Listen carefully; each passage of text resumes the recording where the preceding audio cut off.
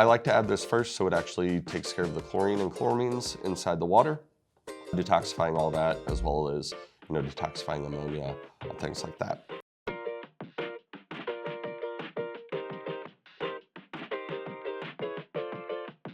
Welcome to Tye-Dyed Iguana, guys. I'm Eric, and today we're going to talk to you about setting up the water for your axolotl, whether it's the first time you're filling up the tank or you're just topping off the tank, doing some water changes, things like that. So if we are going to set up the tank, we're a brand new tank, we're putting in the water.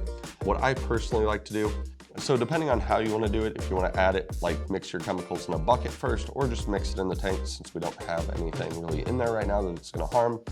However you do it, first you're going to add your water. Then first you always want to add your tap water conditioner. This one is the axolotl conditioner specifically for axolotls, but if you're doing a fish tank, it's going to be done in an exact same way. You may just choose a different conditioner. I like to add this first so it actually takes care of the chlorine and chloramines inside the water, detoxifying all that, as well as, detoxifying ammonia and things like that.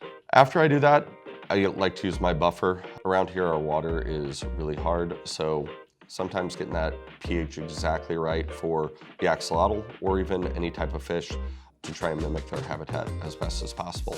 With our water around here, you do have to use a lot of this. So once we get the other chemicals in, I like to use a good bacteria starter. Seed is probably the best one we carry.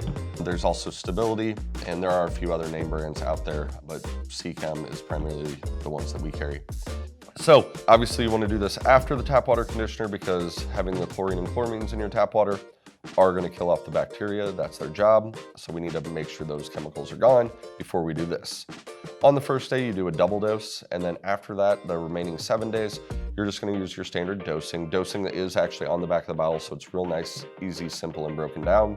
And then you should actually use it anytime you're doing a water change, adding in new animals, whether it be fish, another axolotl, or if you clean your filter. The next one after I add that, I always add this in at the beginning. It is another type of bacteria as well as an enzyme.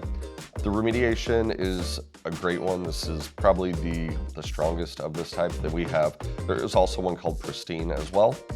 Now what this does is helps break down any of the solid waste, the detritus, all that stuff. So if you have plants dying in there or with your axolotl, big poops, leftover food, things like that, definitely helps break that down and get it through the filter. This one I do, like I said, add in a double dose at the first, and then I will add it anytime, again, I'm doing water changes, cleaning my filtration, anything like that.